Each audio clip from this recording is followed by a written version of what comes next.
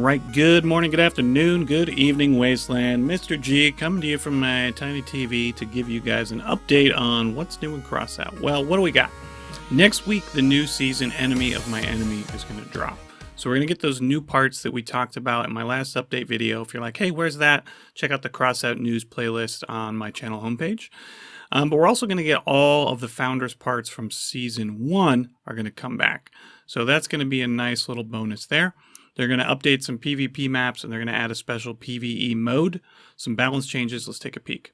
So in regards to maps, in addition to the already announced new version of Old Town, didn't really look that new when I peeked at it, but you never know, we can expect an updated bridge, updated Founders Canyon location. So the change in bridge is, of course, new passageways. Interesting. So instead of just going down the middle line, maybe there's a way to sneak across. That could be a much nicest addition.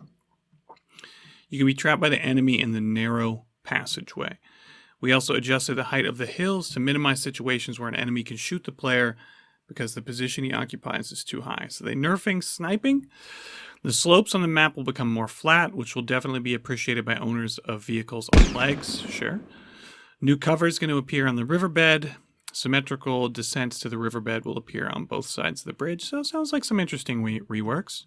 What's going on with Founders Canyon? So minor changes, more variability in the battles, and diversify the usual still standing on the map. The small side passages will allow fast cars to slip through the center of the map. All right, interesting.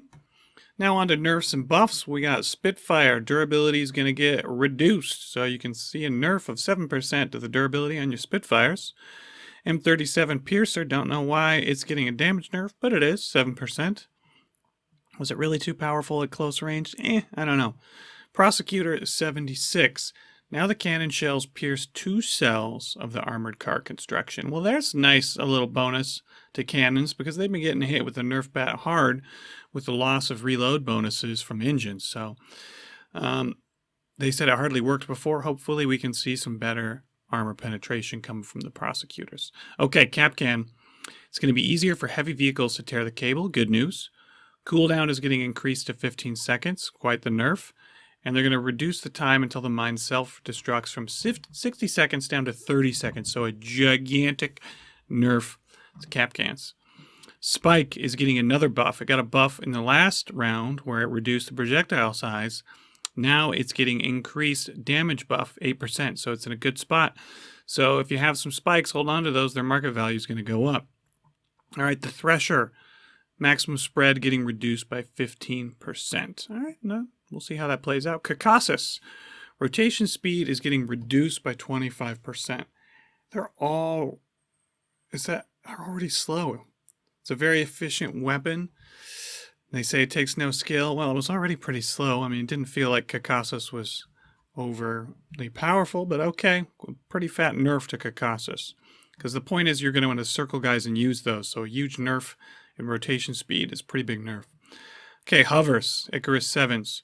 Yet another nerf. They're going to reduce acceleration by 10%. Power score is getting increased yet again from 480 to 580.